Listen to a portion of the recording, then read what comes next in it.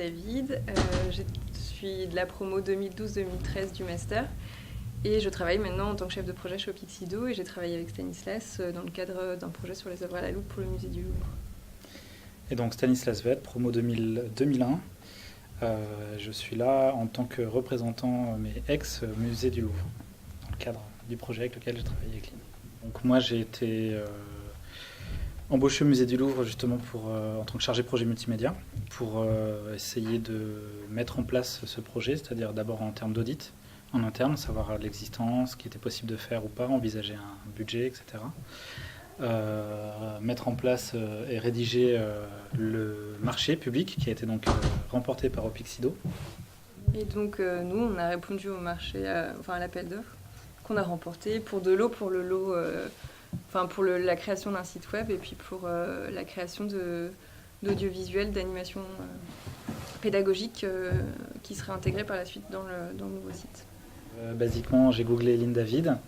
J'ai vu Master Multimédia Interactif et à la fin de la première réunion donc d'initialisation, je suis allé voir Lynn David, Lynn, en lui disant, je sais plus comment exactement, mais en disant que vous en remarquez en tout cas qu'on était issus de la même formation.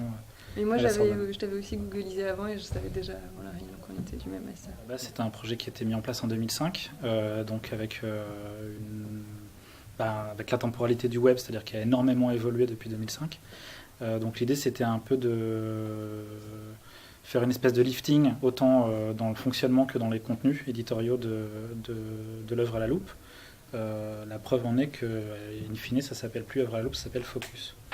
Donc l'idée c'était aussi de répondre aux impératifs techniques aujourd'hui, à savoir la portabilité sur différents types de terminaux et puis sur l'accessibilité qui est un impératif aujourd'hui pour les infrastructures techniques en tout cas, et publiques pardon.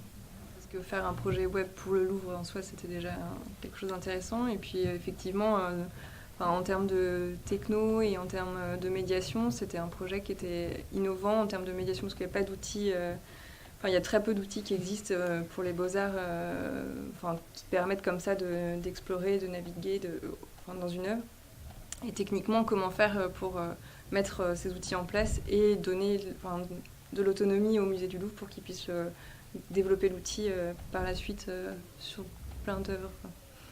Il faut que les graphistes soient multi-compétences le plus possible et qu'ils pensent en particulier à l'animation, autant l'animation pure avec After Effects, parce que le motion design c'est un vrai outil de médiation, de communication aujourd'hui. Selon la typologie du métier que vous allez faire, la structure dans laquelle vous allez être embauché, si vous êtes embauché dans une structure, c'est de toujours se former, être à la page et effectivement, en plus sur la particularité du métier de chef de projet, c'est connaître, au moins si ce n'est maîtriser, au moins connaître les technologies et savoir pourquoi on utilise telle technologie, les points positifs, les points négatifs. Connaître l'ensemble des métiers, les limites des métiers et prendre les contraintes non pas comme des contraintes, mais comme des process en fait, en tout cas comme des unités faisant partie d'un process.